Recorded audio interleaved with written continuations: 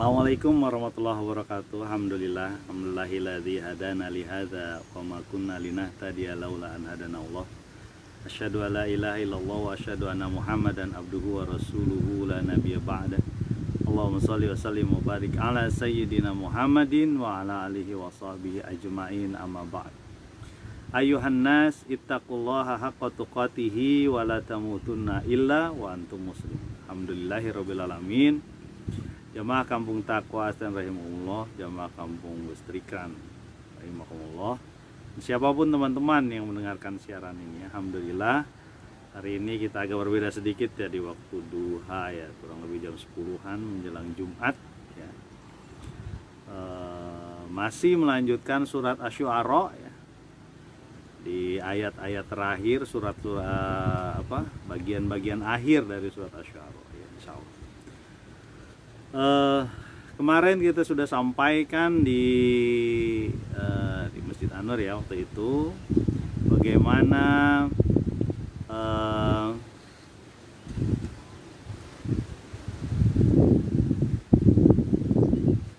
perintah dari Allah Subhanahu wa taala kepada Rasulullah SAW apabila ya, kaumnya tidak mau mengikuti dia atau bermaksiat terhadap dia, ya dia berlepas diri, silakan tanggung jawab ya.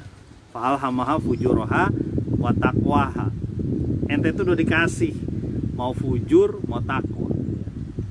Mau mengikuti cara Allah Subhanahu wa taala atau dia mengikuti cara nafsu dan setan ya. Itu kita sudah sampaikan kemarin. Kemudian nggak usah khawatir, Allah mengetahui sejauh mana gerak-gerak kita. Sampai gerak ketika sholat, ketika beribadah pun dia tahu. Sampai lintasan hati kita, Allah tahu. Lintasan hati kita, bagaimana ketika kita mau bersedekah misalnya ya, itu Allah tahu. Jadi hati-hati kita. Wah teman-teman sekalian, saya bersedekah ya, tolong disaksikan, tolong dicatat, tolong dikabarkan gitu ya. Walaupun memang ada sedekah yang boleh seperti itu, ada 4 jenis sedekah, boleh sembunyi-sembunyi, boleh terang-terangan, boleh malam hari, boleh siang hari, boleh. Yang masalahnya kadang-kadang sedekah ini dijadikan alat untuk mungkin membanggakan diri dan sebagainya. Itu yang tidak. Allah tahu gerak-gerik kita. Bahkan ketika sholat, ketika sujud, itu Allah tahu gitu. Jadi nggak usah khawatir bahwa Allah mengawasi kita ya. Innallaha ma'ana, bersama kita. Dan Allah pun melihat kita, watching you lah, melihat kita terus gitu. Termasuk kita sekarang ini. Teman-teman mungkin berada di kantor, di kemudian sekolah, di bisnis lah, atau di keluarga, itu Allah tahu. Kemudian mari kita lanjutkan di ayat yang ke-221 surat Asy-Syu'ara ya. Bismillahirrahmanirrahim. Hal unabbi'ukum ala man tanazzalu syayatin. Maukah engkau, unabbi'ukum, aku kabarkan ya, man tanazzalu syayatin, siapa orang-orang yang turun kepadanya setan. Nah, kita tahu ayat sebelumnya bahwa Rasulullah dituduh mengambil pelajaran dari setan-setan, bergaya dukun, kahin Rasulullah. Di sini Allah gambarkan siapa yang turun ke setan. Siapa orang-orang yang setan turun pada dia atau senang dengan dia gitu. Ya. Kalau Nabi Muhammad SAW nggak mungkin gitu. Kenapa? Karena ini urusannya urusan takwa, urusan akidah, urusan tata cara yang Allah sukai. Nggak mungkin ada dari setan ya. Hal unabbiukum ala man tanazzalu syayatin. Siapa sih setan-setan itu turun kepada siapa? Pertanyaannya adalah karena ada tuduhan-tuduhan. Ini Muhammad nih kahin, nih dukun. Dia tahu macam-macam tuh, dia ceritain. Masa zaman Nabi Nuh dia cerita?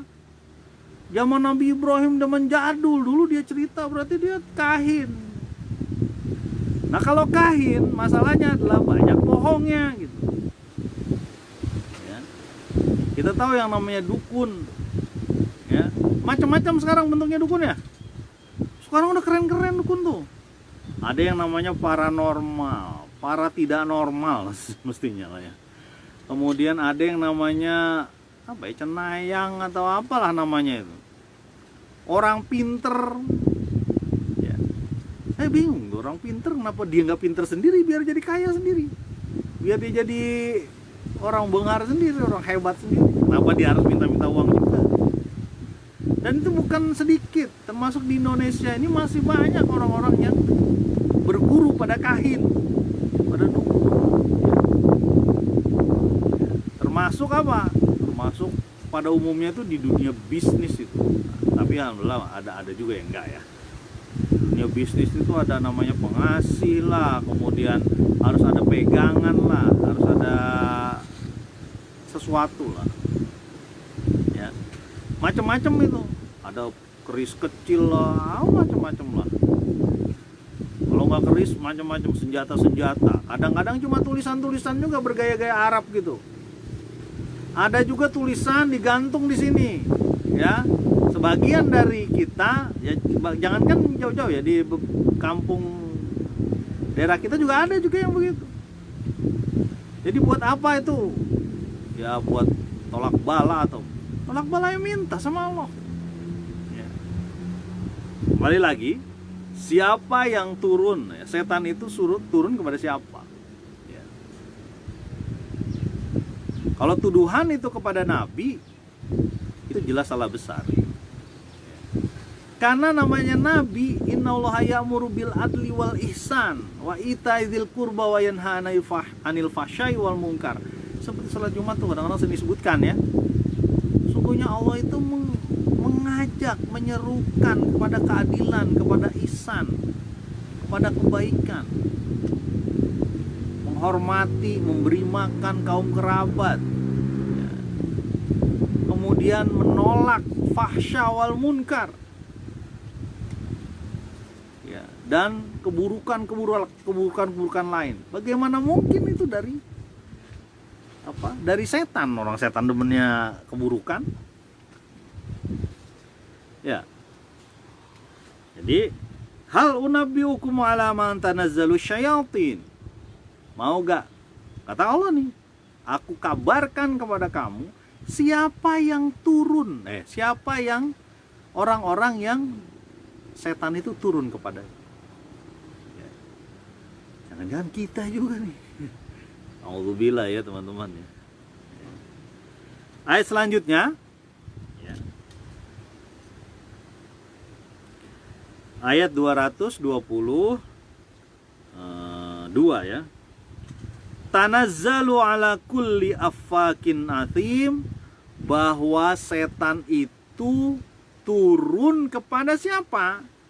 Kepada kulli affakin athim, orang yang berdosa ya. Ya. Orang-orang yang durhaka dan ingkar. Durhaka dan ingkar. Orang-orang yang dia durhaka. Orang-orang yang keras kepala, orang-orang yang teman-temannya setan itu. Berdosa dan ingkar. Yang namanya minyak ketemu dengan minyak itu. Nggak bisa tuh minyak itu ketemu dengan air, susah. Ya.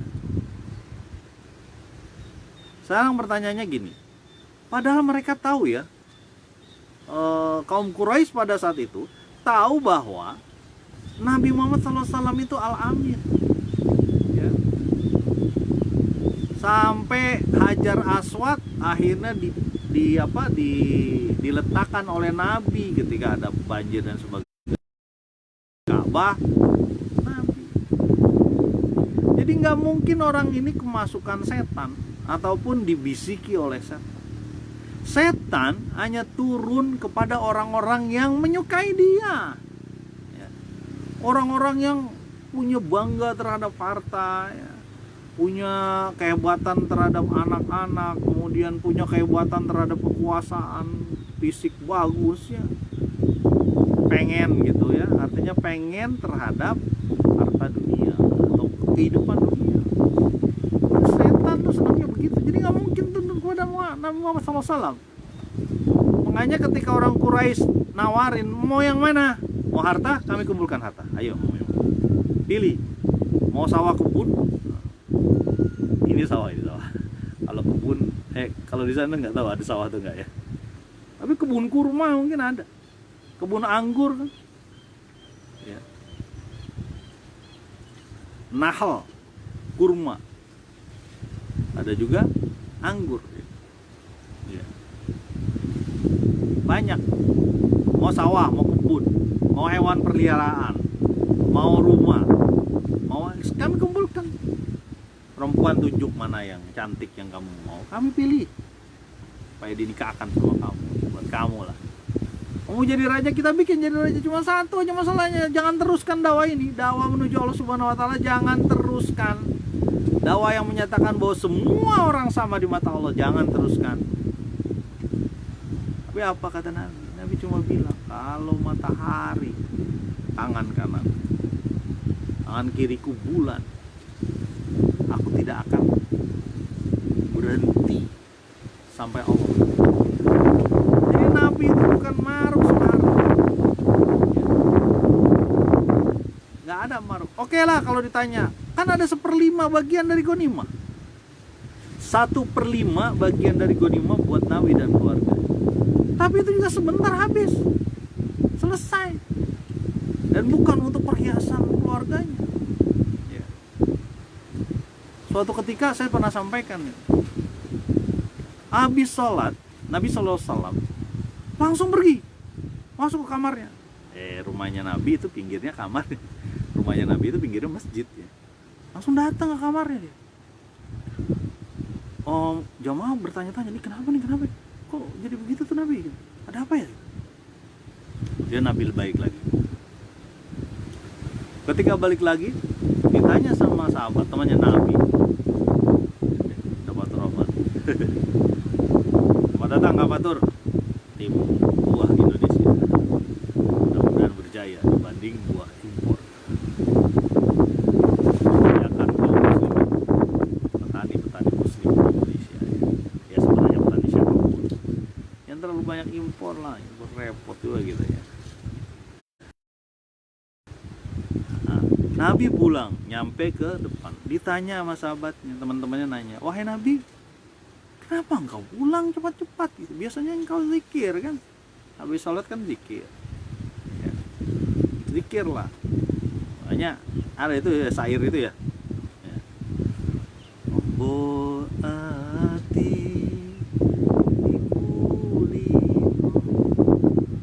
berkarane, yang bagus tuh suara Mas Fatur. Spesialis munsid. Kaping pisan baca Quran lan mana kaping pindo sholatmu kaping, saya lupa lagi tuh bahasa Jawa itu soalnya.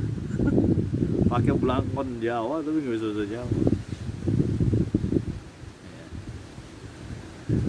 Kembali lagi kepada kasus tadi, Nabi Muhammad SAW dia sampaikan apa, ternyata dia teringat bahwa ada emas di rumahnya dan saya tidak mau itu bertahan di rumah. Langsung saya suruh istri saya bagi-bagikan, dan itu diikuti oleh khalifah-khalifah setelahnya, presiden-presiden setelahnya itu diikuti ya. Makanya Umar bin Khattab tidur di mana? Di masjid. Waktu ditanya orang, mana presidennya, mana pemimpin umat Islam, mana Amirul Mukminin? Oh kalau yang kamu pikir itu Amirul Mukminin, Umar tuh, lihat tuh di sana di emper masjid tidur tanpa pengawal kawan.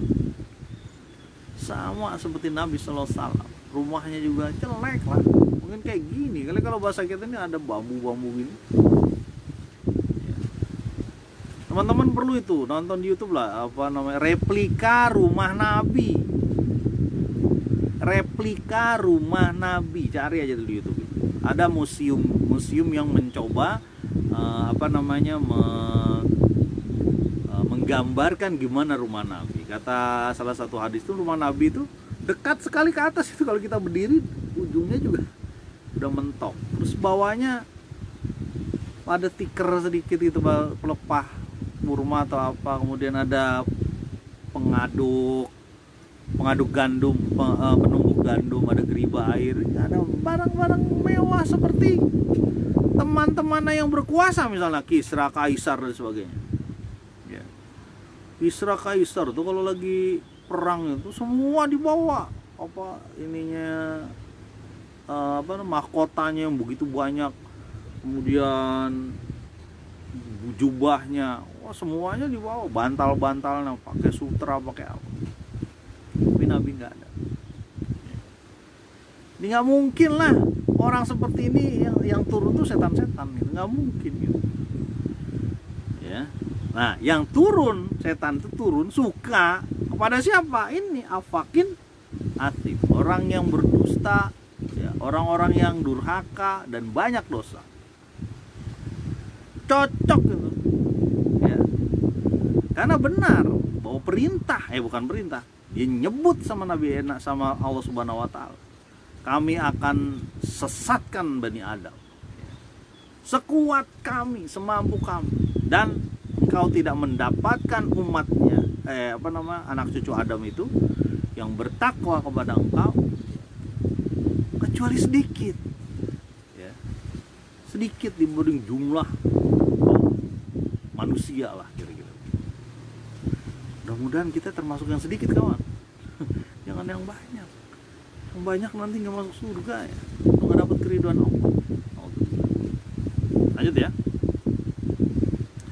Jamaah kampung takwa Astan Rahimahullah dan kampung Listrikan, ya. Nah, siapapun lah teman-teman yang mendengarkan siaran ini atau melihat siaran ini, ya. Ini hari Jumat ya, hari raya, salah satu hari raya. Ayat 223.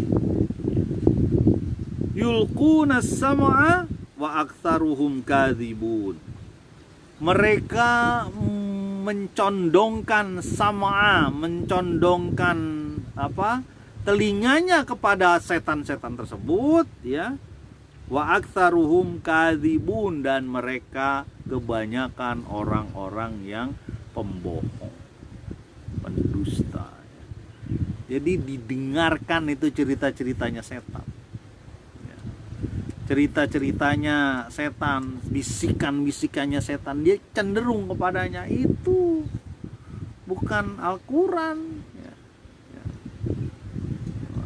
Nggak mungkin Nabi Muhammad itu mendengarkan yang nggak benar, ya. Siapa yang mendengarkan? Orang-orang ini, orang-orang yang mencondongkan pendengarannya kepada setan, mencondongkan dirinya kepada setan. Termasuk orang-orang ini adalah orang-orang yang kadzibun, berdusta, ya. Sebenarnya orang yang tidak beriman kepada Allah, dia mendustai dirinya sendiri, dia berbohong terhadap dirinya sendiri, ya. Kenapa? Karena nafsunya lebih utama, ya. Ya. Innan nafsa amaratum bisu, sesungguhnya nafsu itu kecenderungannya tuh menyuruh kepada keburukan. Makanya kita berlindung dari Allah Subhanahu wa taala. Di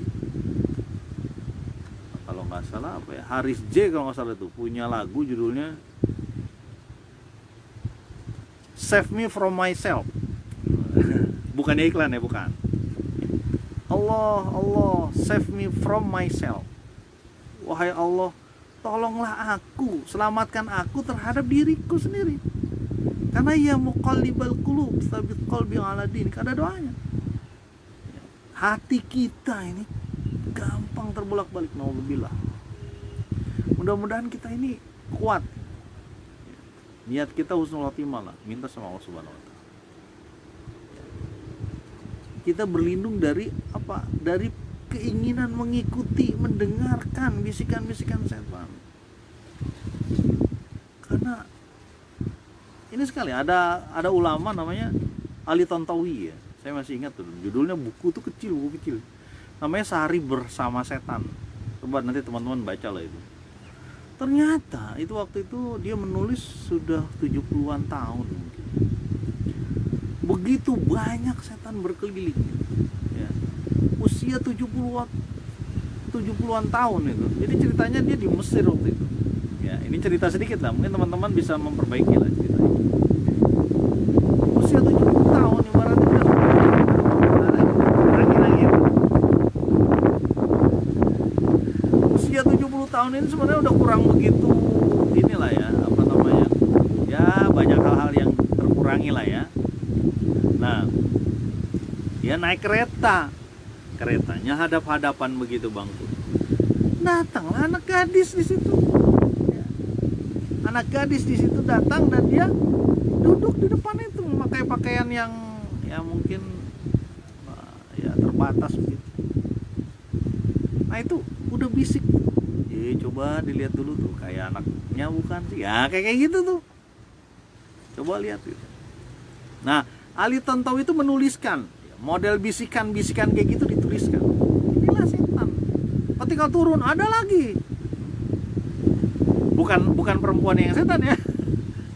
Tapi perempuannya kalau pakaiannya nggak benar juga ya mengikuti juga itu. Ya.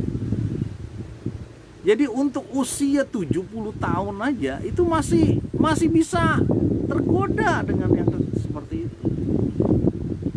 Belum ditambah lagi turun lah apalah. Ya, makanya innahum lakum aduwwum mubin, musuh yang nyata setan. Kadang-kadang astagfirullahaladzim, kita juga begitu ya, apa namanya, sebagian dari kita berat karena pertarungan ini abadi. Pertarungan abadi antara kita dengan setan, bukan antara Allah dengan setan. Salah ya, kerajaan Tuhan, kerajaan syaitan gitu, kerajaan setan, kerajaan Tuhan, bukan. Semua ini milik Allah, termasuk setan. Mau setan juga mati nantinya. Kullu man 'alaiha fan. Kita semua ini fana, ini hilang semua, termasuk yang nyabut nyawa kita. Siapa yang nyabut? Israel kawan. Hilang itu juga, meninggal juga, dia mati juga.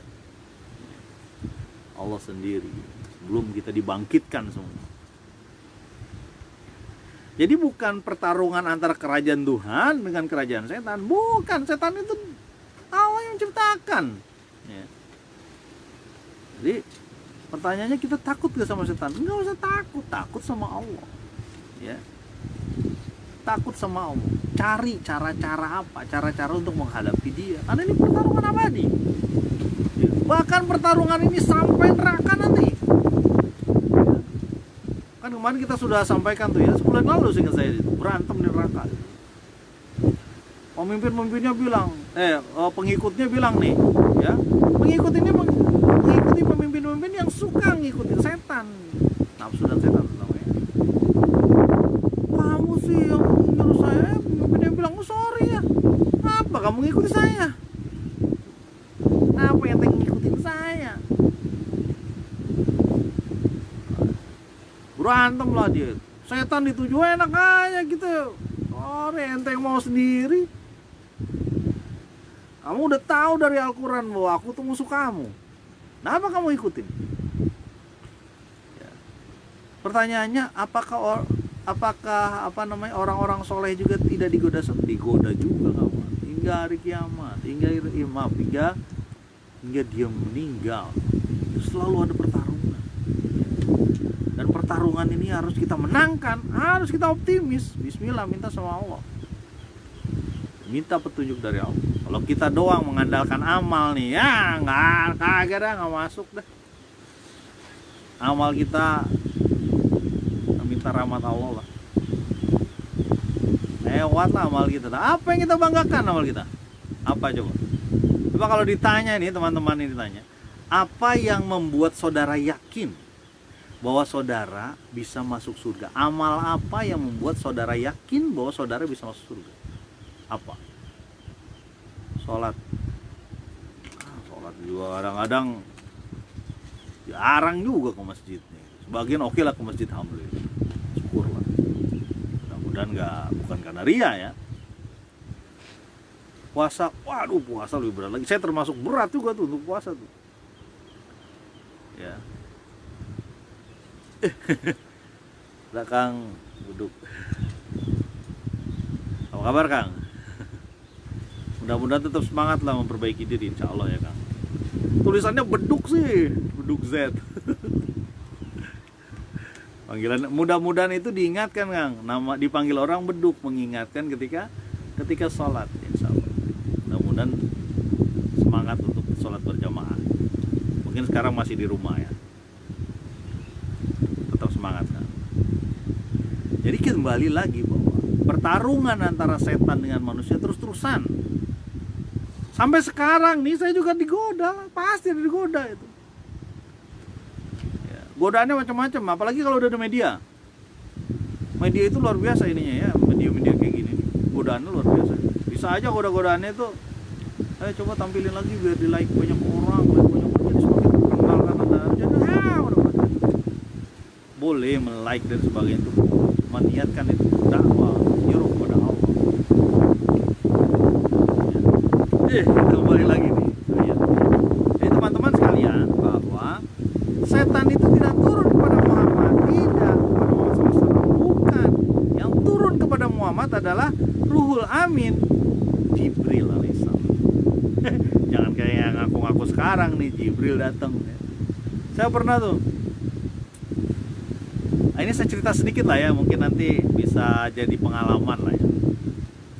Saya pernah mengikuti kegiatan salah seorang yang pernah dipenjara di Indonesia itu, mengaku punya agama baru, ya, apa ya, Jamaah Salamullah atau saya lupa lah. Dan perempuan ini, nabinya ini perempuan ini. Sebelum dia punya agama baru ini di Indonesia, sekitar tahun 90-an mungkin, dengan saya 90 sebelum krisis lah, 97 mungkin, 97 atau 96. Dan dia membuat agama barunya, terus ketangkap dan sebagainya sekitar tahun 2000 sekian. 2000 sekian. Dua kali saya pernah mengikuti kegiatan dia, tapi bukan kegiatan keagamaannya. Apa kegiatannya?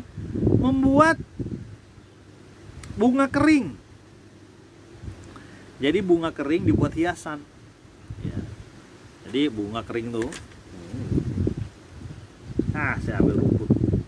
Ini bunga nih misalnya, kita bunga warna-warni nih, terus ditaruh di sini, ditaruh di apa? Di ini, di kertas koran atau di itu. Kemudian dihias. Bagus sih sebenarnya. Dan saya ngikut 2 kali. Tahun ini dan tahun setelahnya saya ngikut lagi. Saya tidak tahu apakah itu cara dia untuk mengajak kepada dakwahnya dia. Dia mengaku bahwa Jibril datang pada dia. Tapi alhamdulillah waktu itu ditangkap di zamannya Pak SBY apa siapa presiden waktu itu, saya lupa. Ditangkap gitu. Jadi mengaku Jibril turun kepada dia. Dan pada saat zaman Nabi Muhammad sampai khalifah itu banyak nabi-nabi itu.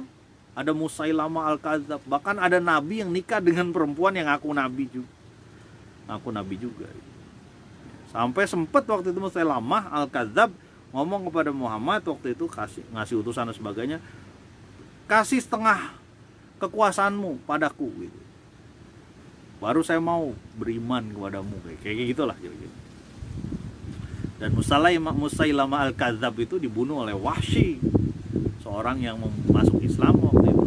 Tapi sebelumnya di perang Uhud membunuh Hamzah. Dibunuh Musailama Al-Kadzab itu sama Wahsy. Dan mereka mengaku ada Jibril datang. Ya. Banyak tuh yang, dan mereka punya puluhan ribu bahkan itu pengikutnya. Ya. Jadi inilah yang kadang-kadang di Indonesia itu hal-hal yang aneh kayak gitu kadang-kadang jadi kan banyak kejadiannya. Ya. Saya pernah dikasih tahu sama seorang teman ya, salah satu ustazah atau di Wisma Asri dulu Bekasi.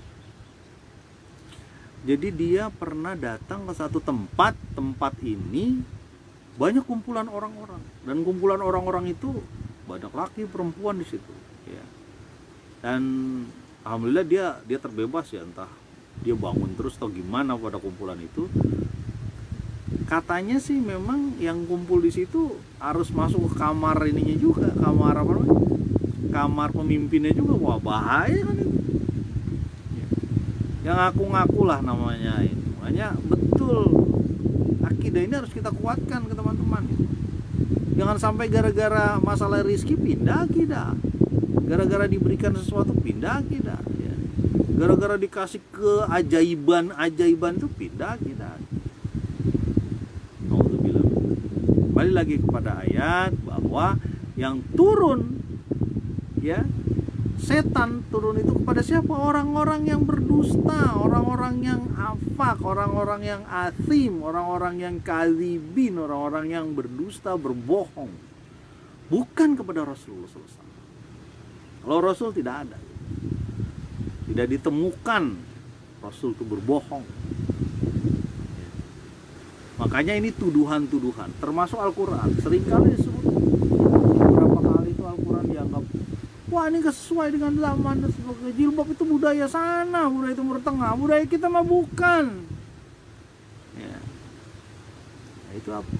Namanya jahiliyah itu sama dari dulu sampai sekarang, dimanapun dia berada begitu, pengen sesuai dengan nafsunya ya. Ada Pak Guru. Pak Ketut, selamat datang. Terima kasih atas bimbingannya selama ini kepada kita murid-muridnya. Semoga Pak Guru diberikan keberkahan ya, dunia dan akhirat. Pak Ketut SMP, ya guru SMP 138 Sagadel. Jadi kita kembali lagi bahwa